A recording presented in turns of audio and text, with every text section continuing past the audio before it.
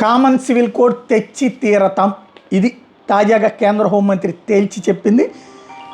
ఏదైతే తాజాగా జరుగుతున్నటువంటి వ్యవహారాల నేపథ్యంలో టైమ్స్ నౌ 2025 సదస్సులో ఈ విషయాన్ని తేల్చి చెప్పారు. ఆ నిర్ణయానికి కట్టుబడి ఉన్నామని తేల్చి చెప్పారు. కాంగ్రెస్ పార్టీ దాన్ని మర్చిపోయినా మేము గుర్తుపెట్టుకుంటామని, ఎన్నికల హామీ అమలుకు నడుం బిగిస్తామని చెప్పారు. పార్లమెంట్ నడుస్తున్న తీరు మీద కూడా విపక్ష నేత రాహుల్ గాంధీ ఆరోపణలు అమిత్ షా తోసిపుచ్చారు. లోక్సభలో రాహుల్కి కేటాయించిన సమయంలో ఆయన వియత్నాంలో ఉన్నారని, సభలో మాట్లాడే నిబంధనల గురించి విపక్ష నేత తెలుసుకోవాలని చెప్పుకొచ్చారు.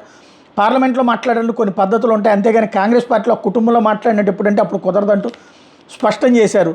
అదే సందర్భంలో డీఎంకేని తమిళ వ్యతిరేకంగా అమిత్ షా అభివర్ణించారు. తమిళనాడు ప్రభుత్వం వైద్య ఇంజనీరింగ్ విద్యను తమిళ మీడియంలో ప్రవేశపెట్టలేదు, కనీసం ఆ కోర్సుల పుస్తకాలను తమిళంలో కూడా ఆమోదించలేదని గుర్తు చేశారు. 2026లో తమిళనాడు శాసనసభ ఎన్నికలు ఎన్డీఏ అధికారంలోకి వస్తుంది ధీమా వ్యక్తం చేశారు. నియోజకవర్గాల పునర్విభజన గురించి కేంద్రం ఏమీ చెప్పబోయినా ఎన్నికల దృష్టితో డీఎంకే హడావిడి చేస్తుందని, 5 ఏళ్లలో పేకల్లోతు అవినీతిలో ఆ ప్రభుత్వం కూరుకుపోయిందని విమర్శించారు.